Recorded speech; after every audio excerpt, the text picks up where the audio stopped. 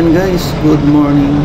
Nandito tayo ngayon sa kahabaan ng Marilaki Highway.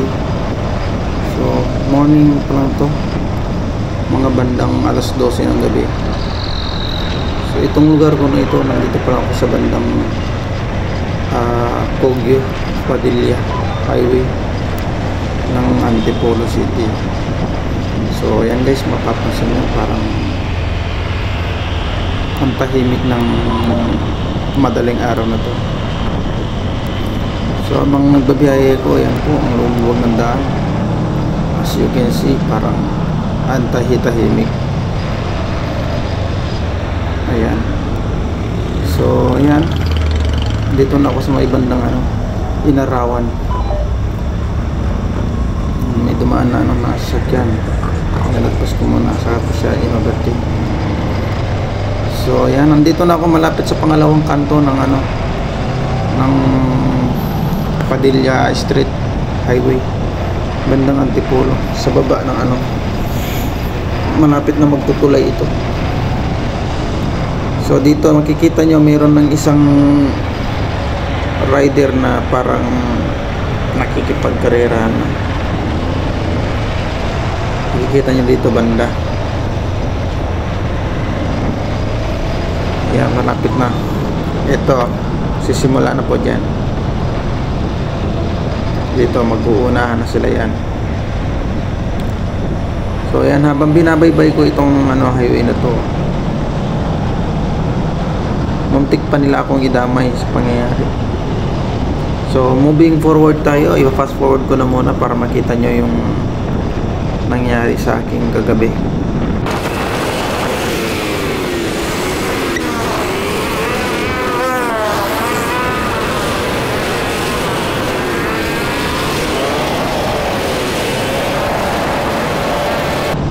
So ayan po guys, as you can see, umakyat na tayo sa bandang tulay lampas ng Padilla Street. So ito, may mga nag-uunahan na. Tapakyat na ako, malapit na ako sa puting bato doon sa may kantong pakanan. Ayan, yung sa malapad na daan pababa na ito. Paahon pa na ako dito guys. So dito makikita mo parang mayroon ng makikipag-unahan sa akin. Mga gago talaga ang mga to eh, walang magawa sa buhay. Marami sila eh. Kakarera sa gabi, ayan na, nagsisimula na sila. Ayan na, kung saan saan sila sumusulpot, parang kabuti.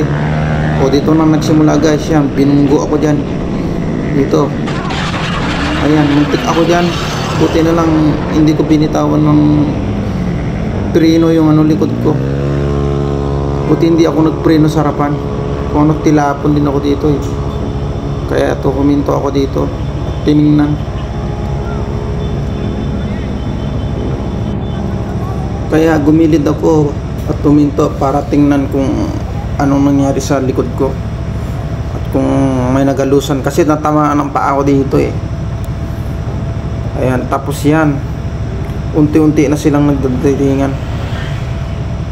Hindi ko na tinanggal yung GoPro ko dito at ihinarap sa kanila dun sa likod, kasi dun sa likod may 4 na natumba dun.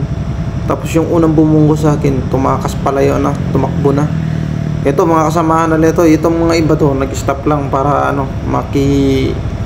makichismis sa mga nangyari. May mga joyride rider lalamog dito na tumambay, tiningnan din nila. Nandito sa likod ko may kinakausap ako dyan, may mga naglalapitan na ng mga kasamahan nila. Ito, mga tarantadong mga to eh. Ayan, joyride, may bumaba na joyride. Nandun, nakikiano din. Kasi kita niya, doon sa kabila, nasa kaliwa, banda, may tumilapon doon na isa. Tapos yung dalawa, nandito na sa mas bandang kanan, gumilid sila. Awa ng Panginoon at walang nagalusan sa akin kahit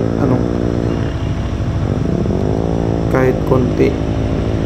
Kasi may sinasadya lang ako sa bahay, may kukunin ako papel, pabalik din ako eh. May trabaho. Ayun o, kasama nila yung gago na yun, yung tumawid dun sa kabila. Tarantado mga to eh. So mamaya guys, dun sa part 2 ng ating video, sa pagbalik ko, May nadali silang kasama doon sa malapit sa amin eh. Doon sa bandang pababa ng Kakgu, malapit sa Marilake, pababa, pabalik na dito sa ano, Antipolo na, boundary ng Antipolo. Ayan, tingnan nyo, doon sila nagtatambay. Ayun na yung iba, nag-aalisan na. Mga takantado doon, nagdadamay ng wala sa oras. So yun lamang guys, gusto ko lang i-share ang experience ko dito sa Marilake sa madaling araw. Maraming mga kabataan na nagkakarera. Wala pang silang helmet. Kung saan sila sumusulpot. Mga tarantado, ayaw pa nila panindigan. Tatakbuhan ka talaga nila pag may nangyari sa yung masama eh. So yun naman guys. Thank you for watching. Follow, subscribe na lang itong ating video para maging alarma at aware kayo lahat sa mga nangyayari dito sa Marilake. Thank you.